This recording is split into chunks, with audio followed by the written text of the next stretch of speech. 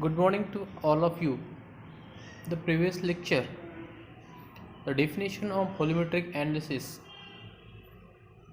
and some important tools discussed about the volumetric analysis. Then you watch a simple video. What is the volumetric analysis? To see the following link procedure to volumetric analysis.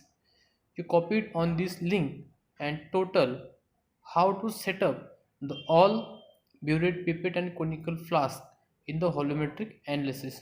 Okay, the next advantages of volumetric analysis. What about the advantages? It's a simple process. You will proceed in your simple chemical laboratory. Okay, first it is a need simple apparatus. It is burette, pipette and measuring cylinder. All these apparatus are easily available in any chemical or any chemistry laboratory. Okay, hence it is very easy to proceed volumetric analysis. Then second, it is rapid for fast technique. It is a very rapid and fast technique. Result required is easily and result get a important information about the strain and unknown concentration about the solution. Okay, then it does not require complicated separation. Okay, यामध्ये कोणतेही complicated सेपरेशन्स येत नाहीत. Next it precise and accurate, आणि सगळ्यात महत्त्वाची म्हणजे की हे एकदम प्रिसाइज अँड ॲक्युरेट रिझल्ट आपल्याला मिळतात. म्हणजेच काय की व्हॉल्युमेट्रिक ॲनालिसिस आपल्या कोणत्याही केमिस्ट्रीच्या लॅबोरेटरीमध्ये आपण इझिली करू शकतो. हे टेक्निक्स फास्ट आहे आणि ॲक्युरेट प्रिसाइज याचे आपल्याला रिझल्टसुद्धा फास्ट मिळतात. आणि it is a visual changes, आपल्याला डोळ्यात दिसणारे चेंजेस यामध्ये आपण बघू शकतो. त्यामुळं हे ॲडव्हान्टेजेस आहेत व्हॉल्युमेट्रिक ॲनालिसिसचे. नेक्स्ट आहे standard solution and primary standard substance. Okay, in the definition, according to definition of volumetric analysis, it required a known concentrated solution or a primary standard substance. It required a primary standard substance. म्हणजे काय की आपल्याला एक non सोल्युशनचा substance unknown सोल्युशनचं concentration काढण्यासाठी किंवा strain काढण्यासाठी आपल्याला required असतं. मग हे स्टँडर्ड सोल्युशन किंवा प्रायमरी स्टँडर्ड सबस्टन्स म्हणजे काय ते आता आपण बघू. First, standard solution. The solution of accurately strained is called as standard solution. It is prepared by direct weaving or primary solute followed by dilution to give a different volume of solution. Okay, जसं की आपण म्हणतो आपल्या लॅबोरेटरीमध्ये भरपूर प्रकारचे chemical आपण पाहतो की 1 normal HCl, 1 normal H2SO4, 1 molar K2CR2O7, 1 molar oxalic acid, असे नंबर ऑफ सोल्युशन्स काय एक मेजरिंग स्ट्रेंथ दिलेली असते. तर तसे सोल्युशन पर्टिक्युलर एक ॲक्युरेट मेजरिंग करून घ्यायचे असतात. आणि आपण सुरुवातीलाच पाहिलं की जर आपल्याला काही मॅन्युअली किंवा इन्स्ट्रुमेंटल एरर जर टाळायचे असतील तर आपल्याला वेविंगच्या बाबतीत काळजी घेणं अत्यंत महत्त्वाचं आहे. The next primary standard substance. In any titration there are two solutions, out of which one is standard solution and other is unknown solution. For the preparing standard solution we require some standard substance. Okay, unknown ची strength आपल्याला काढायची असते, त्यामुळे आपल्याला जे काही primary standard substance आहे याचं सगळं ॲक्युरेट मेजरमेंट आपल्याला पहिले घ्यावं लागतं. That is a primary standard substance. Okay, then next requirement of primary substance. तर कुठले कुठले रिक्वायरमेंट आहे की आपण प्रायमरी सबस्टन्स बनवू शकतो. फर्स्ट आहे it must be easy to obtain, to purify, to dry and preserve in the pure state. Okay, जो काही प्रायमरी सबस्टन्ससाठी आपण कुठलंही मोलार मास घेणार आहोत किंवा एखादा सबस्टन्स घेणार आहोत तर तो प्युरिफाय पाहिजे, कम्प्लिटली ड्राय पाहिजे, प्रिझर्व केलेला पाहिजे आणि तो त्या प्युअर स्टेटमध्ये, त्यात कुठलंही कंटॅमिनेट नको. Okay, the substance should be unaltered in during weaving. That means it should not be hygroscopic, oxidized by air or affected by carbon dioxide. म्हणजे तुम्ही असे प्रायमरी सबस्टन्स चूज करा की त्याचा ॲटमॉस्फेरिक इन्व्हायरमेंटचा कुठलाही परिणाम झाला नाही पाहिजे. म्हणजे काय की आपण जर तो हवेमध्ये जर ठेवला तर त्याचं ऑक्सिडेशन व्हायला नको. हायग्रोस्कोपिक म्हणजे त्यांना ॲटमॉस्फिअरमधलं मॉइश्चर ॲब्झॉर्ब करायला नको. यामुळं काय होईल की त्याचं कंटॅमिनेट होऊन आपल्याला जे ॲक्युरेट रिझल्ट यायचे ते रिझल्ट येणार नाहीत. त्यासाठी आपण असं प्रायमरी सबस्टन्स यूज करा की जे ॲटमॉस्फिअरसोबत किंवा एन्व्हायरमेंटसोबत फास्ट क्विक रिॲक्शन झाली नाही पाहिजेत. The substance should be pure. You take any substance, it is extra pure or pure in their state because it avoid the error for the volumetric analysis. Then it should be high relative molar mass or that the waving error may be negligible. असे substance use करायचे की ज्यांचं molar mass near about हाय असलं पाहिजे की याच्यामुळं काय होतं की जे वेविंग एरर्स आहेत तर ते काय होईल कमी होण्यात मदत होईल आपल्याला. Next, the substance should be readily soluble under the condition or employed. Okay, म्हणजेच काय की कुठलाही सबस्टन्स आपण चूज करत असताना की तो दिलेल्या एखाद्या सॉल्व्हंटमध्ये कम्प्लिटली काय झाला पाहिजे, सॉल्युबल झाला पाहिजेत. नाहीतर त्याचंच तो काय त्याचीच प्रॉपर्टी तो शो करेल आणि आपलं जे एंड पॉईंटचे जे रिझल्ट आहेत व्हॉल्युमेट्रिक ॲनालिसिसचे ते आपल्याला मिळणार नाहीत. The reaction with the standard solution should be stoichiometric and practically instantaneous. The titration error should be negligible or easy to determine the accurate or experimental. आणि जे प्रपोशन आहे साहजिक आहे कुठलंही प्रायमरी सबस्टन्स बनवत असताना एक तर त्याचं वेट ॲक्युरेट घ्या, प्युअर स्टेटमधला घ्या, स्टायकोमेट्रिक प्रपोशन घ्या की यामुळं काय होईल की आपल्याला मिनिमम एरर्स आपल्याला व्हॉल्युमेट्रिक ॲनालिसिसचे काय होईल मिळतील किंवा आपलं एरर्स जे आहेत ते काय करता आपल्याला अवॉइड करता येतील. Okay, some primary substance use to different reaction as listed below. आता बघा काही प्रायमरी सबस्टन्स आपल्याला लिस्टमध्ये दिसत आहेत तर आपण कुठल्या टायट्रेशनसाठी कोणकोणते प्रायमरी सबस्टन्स आपण वापरू शकतो त्याची लिस्ट आपल्याला इथे दिलेली आहे. पहिला आहे ॲसिड बेस रिॲक्शन. सिंपल जर आपण ॲसिड बेस रिॲक्शन करत असेल किंवा सिंपल ॲसिड बेस रिॲक्शनचं टायट्रेशन जर आपण करत असाल तर आपण त्यामध्ये सोडियम कार्बोनेट Na2CO3 घेऊ शकतो.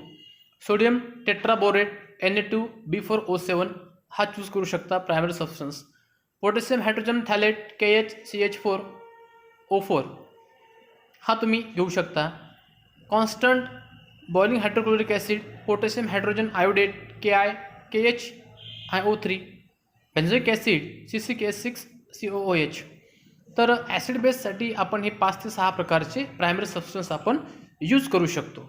Okay, the next complex formation reaction that is complex metal titration. Okay, याच्यामध्ये तुम्ही pure silver nitrate, sodium chloride, various metal spectroscopically, pure zinc, magnesium, copper, manganese and salt depending upon the reaction use. तुम्ही कुठली reaction choose करताय त्यावर तुम्ही ते salt त्यामध्ये वापरू शकता. हे झालं कॉम्प्लेक्समेट्रिक रिॲक्शनमध्ये. नेक्स्ट आहे precipitation reaction formation of PBT. याच्यामध्ये तुम्ही silver nitrate, sodium chloride, potassium chloride आणि पोटॅशियम ब्रोमाइड हे तुम्ही चूज करू शकता. नेक्स्ट आहे ऑक्सिडेशन रिडक्शन रिॲक्शन. याच्यामध्ये तुम्ही potassium dichromate K2Cr2O7, potassium bromate KbRO3, potassium iodate KiO3, potassium hydrogen iodate KHIO3, sodium oxalate Na2C2O4, arsenic third that is oxidation state third, oxide arsenic oxide AS2O3 and pure ion. तर हे काही various प्रकारचे primary substance आहेत तर त्याची list आपण इथे PPTवर आपण बघत आहोत. तर याच्यामध्ये acid base, complex formation, precipitate reaction, oxidation reduction reaction याच्यामध्ये आपण हे व्हेरियस प्रकारचे काय प्रायमरी सबस्टन्स याच्यामध्ये घेऊ शकतो. नेक्स्ट आहे टर्म टू एक्सप्रेस कॉन्सन्ट्रेशन. आता कुठलाही कॉन्सन्ट्रेशन घेत असताना ते कॉन्सन्ट्रेशन कसं घ्यायचं तर त्या काही जे टर्म आहेत त्या टर्म आपण आता वन बाय वन बघू. पहिली आहे molarity. The molarity of solution is the number of moles of substance solute dissolved in sufficient water to produce a 1 liter solution. A number of moles of solute reaction weight of solute and its molar weight it is denoted by capital M. Okay, what is the molarity number of moles of solute are dissolved in per liter solvent, that is water. You take in water. Suppose I want require to one normal HCl. You take a HCl to take a equivalent weight, molecular weight of HCl. Okay, then divided by 100 and to give some given normality of this solution. आता याचे काही examples आहेत ते आपण पुढे पाहणारच आहोत. तर what is molarity म्हणजे काय की आपण how much number of solute are dissolved in the particular solvent, then this term is known as molarity. Okay, molarity is noted by capital M letter. What is molarity? Molarity equal to weight of solute per liter and upon molecular weight of solute. Okay, suppose some theoretical example or problems taking next slide. What is it is a molarity. Okay, molarity weight of solute per litre म्हणजेच काय की एका लिटरमध्ये किती solute आहेत upon molecular weight of solute, त्या सोल्यूटचं molecular weight. Okay, समजा आपल्याला K2Cr2O7 बनवायचं आहे, 1 मोलर K2Cr2O7 बनवायचं आहे. तर मग काय करणार, weight of solute per litre तुम्ही एका लिटरमध्ये किती KMnO4 घेतला आहे किंवा K2Cr2O7 घेतला आहे आणि भागीला त्याचं मॉलिक्युलर वेट. हे म्हणजेच काय तर त्या मॉलिक्यूलची काय होते मोलॅरिटी आपल्याला मिळते. नेक्स्ट आहे normality. Normality is noted by capital N of solution undergoes grams equivalent solute dissolved in 1 litre of solute. म्हणजे समजा आपण घेतलंय की 10 ग्राम शुगर 1 लिटर पाण्यात घेतली, that is the normality of this given sugar solution. Okay, a normality of solution can be determined by the formula normality denoted by capital N, weight of solute per liter equivalent weight of solute. The weight of solute per liter म्हणजे काय की आपण 1 litre पाण्यामध्ये 10 ग्राम साखर घेतलेली आहे, तर 10 weight of solute 10 gram sugar equivalent weight of solute, you take a equivalent weight of sugar. Okay, you take this and this solution is known as given normal of the solution. Normality of solution and molarity of related as N equal to Am. What is value of A depend upon the type of reaction involved. Okay, now both are equal, normality and molarity, but a small a multiply into molarity. What is A can be depending upon the given type of reaction. Okay, then molality. What is molality denoted by small m? The solution is defined as number of moles of solute dissolved in 1 kg of solvent. Here you take a 10 gram sugar added in a 1 kilogram of given solvent. Both are solid in state. Both are solid in state. The molality of solution calculated by using formula molality small m equal to 1000 into weight of solute, weight of solvent into molecular weight of solute. Okay, this is the molality. Then next and final term, mole fraction. What is the mole fraction? The mole fraction of X compound of solution is the ratio of number of moles of that compound to the total number of moles of all compound present in the solution. म्हणजेच काय की total solution मधले असलेले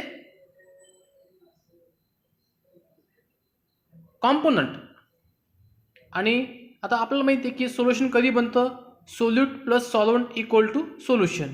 मग आता solvent कोणतं आहे आणि सोल्युशन कोणतं आहे, त्याच्यामध्ये एक्स कंपाऊंड टाईपचे नंबर ऑफ मोल्स कॉम्पोनंट असतील, वाय टाईपचे number of moles of component असतील, आणि या दोघांचं मिक्सचर एक कॉम्पोनंट तयार होईल आपल्याला.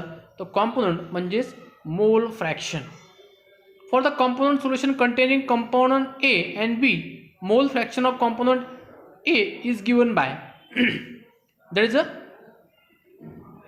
XA equal to NB upon NA plus NB. Okay, Similarly, mole fraction of component B, that is Xb, is given by Xb equal to NB Na plus NB. म्हणजेच काय, त्या सोल्युशनमध्ये किती बी टाईपचे कॉम्पोनंट प्रेझेंट आहेत हे काढण्यासाठी आपल्याला XB आणि XA काढण्यासाठी XA आणि वर दिलेल्या term. Okay, then where Na and Nb are the number of moles of component A and B respective. म्हणजे त्या सोल्युशनमध्ये प्रेझेंट असलेले number of moles of component A आणि B, थोडक्यात solute. It should be noted that sum of moles fraction of all compound present in the solution is equal to 1. म्हणजे total सोल्युशनचा मोल fraction जो काही असतो तो असतो inverse 1, is constant in all situation. Okay, next is weight present. It is a number of grams of solute present in a 100 gram of solution. This is denoted by capital W upon capital W composition. Similarly, the number of grams of solute present in a 100 milliliter of solute is called as percentage, that is a WW composition solution. Okay, म्हणजेच काय, weight percent म्हणजे पर 100 ग्राम सोल्युशनमध्ये किती ग्राम solute present आहेत याला म्हणतो आपण weight present. Okay, त्याच्यानंतर आपल्याला जे काही दिलेलं आहे यावरती प्रॉब्लेम्स आपल्याला काही दिलेले आहेत, ते प्रॉब्लेम आपण ह्या टर्म समजून घेण्यासाठी 1 by 1 प्रॉब्लेम आपण आता बघू. बघा, पहिला प्रॉब्लेम दिलेला आहे.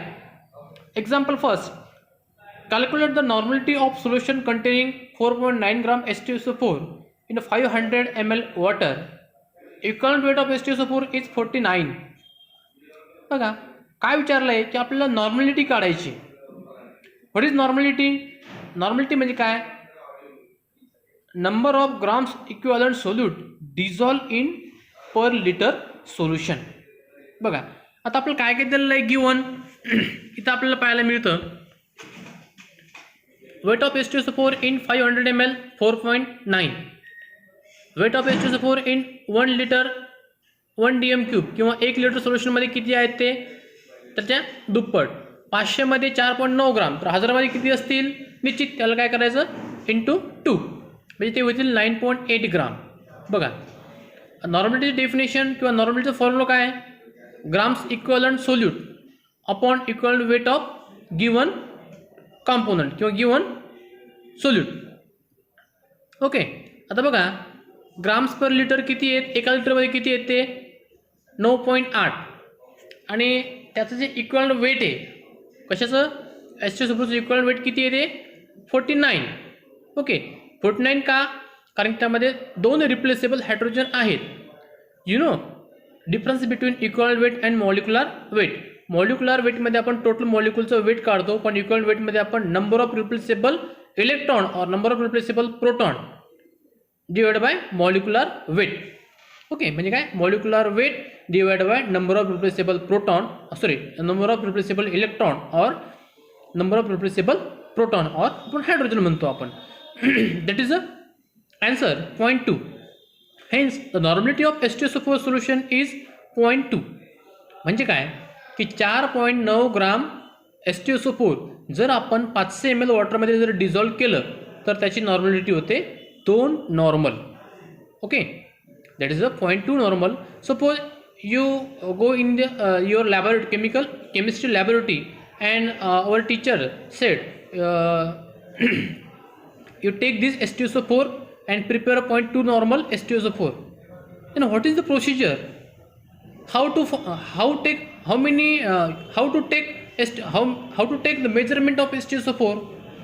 Okay, that is a simple procedure for to calculate the normality. Okay, the next problem is calculate the molarity of solution containing 8.0 gram of NaOH in 1 liter. Molecular weight of NaOH is 40. म्हणजे आपल्याला काय करायचं आता, molarity काढायची. कशाची, NaOHची आपल्याला काय करायची, मोलॅरिटी काढायची. Okay, molarity M equal to weight of solute upon molecular weight into weight of into 1000 upon weight of solution in ml. Okay, आता बघा आपल्याला 0.8 ग्राम NaOH दिला आहे इन 1 लिटर. ओके, आणि त्याचं मॉलिक्युलर वेट दिलं आहे. आता आपण बघतो what is the molarity weight of solute upon molecular weight of solute into 1000. Okay, 8/40 into 1000. Hence the molarity of NaOH solution is 0.2 molar. म्हणजे जर आपण 1 लिटरमध्ये 8 ग्राम जर NaOH घेतलं तर ते तुमचं 2 नॉर्मल 0.2 मोलार सोल्युशन काय होतं, तयार होतं. Okay, next problem, calculate the weight of KOH present in 2 litre of 0.05 molar solution. आता काय करायचं आपल्याला, वेट ऑफ KOH काढायचे. ओके, म्हणजे काय करायचं, वेट ऑफ KOH काढायचे. इथे काय दिलं आपल्याला, मोलॅरिटी दिलेली आहे आणि एक व्हॉल्यूम दिलेलं आहे. 2 लिटर काय दिलं आपल्याला, व्हॉल्यूम दिलेलं आहे. Volume of solution 2 litre equal to 2000 ml. Molarity weight of solute upon molecular weight into 1000 and volume required to take a solution in a given ml solution. Okay, here molarity किती दिली आहे, 0.05 equal to weight of solute आपल्याला काढायचं आहे. Molecular weight किती दिलं आहे, 56 into 1000 upon 2000. बघा weight of solute 56 into 2 that is 0.05 into 56 into 2 that is 5.6. म्हणजेच काय की जर तुम्हाला 0.05 मोलार सोल्युशन 2 लिटरमध्ये बनवायचं असेल तर तुम्हाला 5.6 ग्राम KOH तर काय रिक्वायर्ड आहे. Okay, then calculate normality and molarity of solution contain 25 gram H2SO4 in 5 litre. आता आपल्याला काय करायचं आहे, नॉर्मलिटी पण काढायची आणि मोलॅरिटी पण काढायची आहे की 25 ग्राम H2SO4 5 लिटरमध्ये जर घेतलं तर ते किती मोलार सोल्युशन तयार होईल आणि किती नॉर्मल सोल्युशन तयार होईल. सिंपल फॉर्म्युला आहे, weight of litre of H2SO4 that is 25 कितीमध्ये घेतलं आहे, 5 लिटरमध्ये, दॅट इज 5 ग्राम. काय घे, 5 ग्राम. म्हणजे आपण पर लिटरमध्ये काढतो आहे, आपलं दिले 5 लिटरमध्ये काढायचं आहे पण आपण हे पर लिटरमध्ये काढतो आहे. ओके, म्हणजे 1 लिटरमध्ये आपल्याला 5 ग्राम H2SO4 लागणार आहे. नॉर्मलिटी ग्राम्स पर लिटर किती आहे, 5 घेतलं आहे 1 लिटरमध्ये आपण. इक्वल वेट किती H2SO4चं, 49 दॅट इज 0.102 नॉर्मल. ओके, म्हणजेच काय की ज्यावेळेस तुम्ही 25 ग्राम H2SO4 5 लिटर पाण्यामध्ये घेसाल तर तुम्हाला त्याची नॉर्मलिटी जी आहे ती आहे 0.102 normal solution. Then next you how to calculate the molarity. What is the molarity, weight of solute upon molecular weight into 1000 volume of solution in ml. Okay, weight of solute 25 equal weight molecular weight 98 into 1000 into upon 2000. Okay, then 5 upon 98 that is a 0.051 molar solution respectively. म्हणजे 25 gram H2SO4 solution जर घेतलं आपण 5 litre पाण्यामध्ये तर आपल्याला ते 0.05 molar solution तयार होईल. ओके, देन एक प्रॉब्लेम आहे नंतरचा, नंबर ऑफ मोल्स ऑफ, त्याला आपण मोल फ्रॅक्शनचा एक प्रॉब्लेम आहे. A solution containing 18 gram of water, 2 moles of ethanol and 3 moles of methanol. Calculate the mole fraction of each component in a solution. Problem पहिले समजून घ्या. 18 ग्राम वॉटरमध्ये 2 मोल इथेनॉल घेतला आहे आणि 3 मोल मिथेनॉल घेतला आहे. तर याच्यामध्ये मोल fraction of each component in solution आपल्याला काढायचं आहे. Calculate the mole fraction of each component in a solution. म्हणजे त्यामध्ये मोल फ्रॅक्शन मिथेनॉलची किती आहे आणि इथेनॉलची किती आहे हे आपल्याला काढायचं आहे. Number of moles of water equal to weight of water upon molecular weight of water. Okay, that is 1. Mole fraction of water, number of moles of water, total number of moles of component. Okay, आता बघा number of moles of water किती आहे 1. नंतर number of moles of water, number of moles of methanol, number of moles of ethanol equal to 5/6. काय होईल तुमचं 5/6. Okay, mole fraction of methanol, total number of moles of all component. What is methanol किती आहे आपल्याकडं 3. Total mole fraction 6. 3/6 equal to 1/2. Okay, mole fraction of ethanol किती आहे, number of moles of ethanol 2. Total number of mole fraction of all component 2/6 and ethanol equal to 1. दोघांची काय करायची बेरीज करायची आणि त्याचा जो इक्विव्हॅलंट येतो किंवा जो इक्विलिब्रियम पॉईंट आहे तो काय येतो 1. ओके, तर इथं आपल्याला सोल्युशन कंटेनिंग हे मिथेनॉल आणि इथेनॉल, तर आपण जे मोल फ्रॅक्शन आहे तर ते आता आपण इथे काढलेत. Okay, thank you.